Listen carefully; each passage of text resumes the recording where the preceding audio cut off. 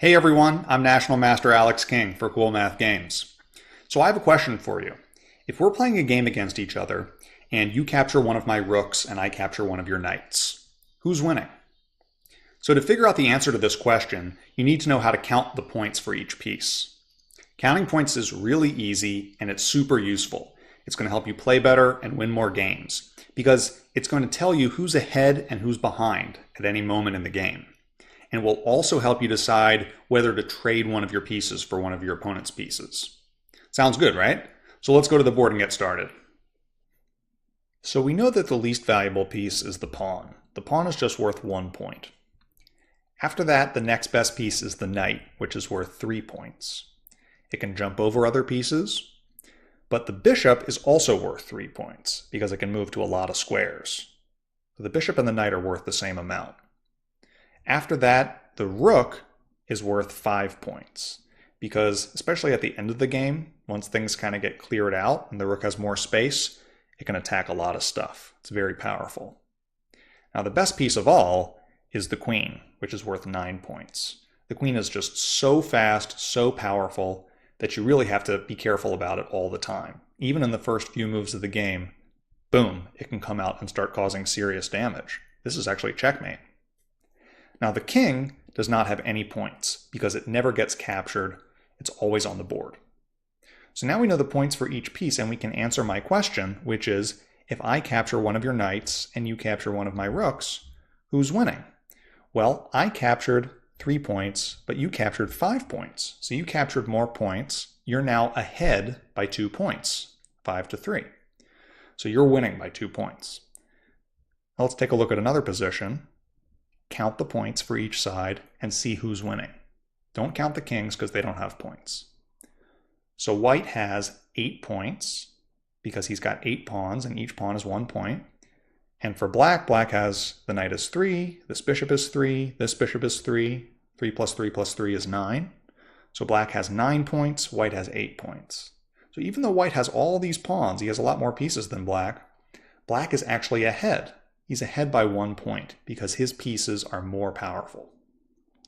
Now, just because black is winning by 1 point, that doesn't mean black is automatically going to win the game. You don't win the game just by having more points. You have to checkmate your opponent in order to win. But having more points means you have a better position and you are more likely to checkmate your opponent and win the game. So that's why we keep track of the points.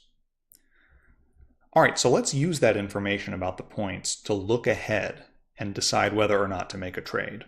White goes here, and now it's our move. We have to decide, do we want to take this rook, even though white is going to then take our bishop?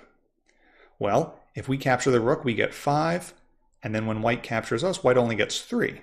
So that's a good trade for us. We traded our bishop, which is 3, and we got 5. So we got more points. We're winning by 2 points here. That's a good trade. What about this trade?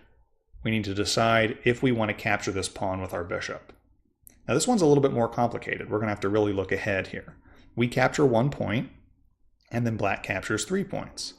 But then we get black's queen, but then black gets our queen. So how much did we capture altogether? We captured a pawn and a queen. How many points is that? That's 1 plus 9 is 10. But black, how many points did black capture? Black captured a bishop and a queen. That's 3 plus 9 is 12. So actually black captured 2 more points than we did. That was a bad trade for us. The last kind of trade is called an even trade. So if we capture this knight, we get 3 points, and then black would capture us and also get 3 points. So that would be just even. Nobody would win or lose anything. Nobody would be ahead at the end of that. So we could do that, but it would be just as good to, say, move back like this and not make the trade. So, how do we decide whether or not to make an even trade? How do we make that decision? Well, let's take a look at this position. We've captured black's queen, but we've given up our bishop. So we're ahead 9-3 in points. Now, that means that it's a really good idea for us to start making some even trades, because we're ahead by 6 points, and the more we trade down, the more valuable our extra 6 points is going to become.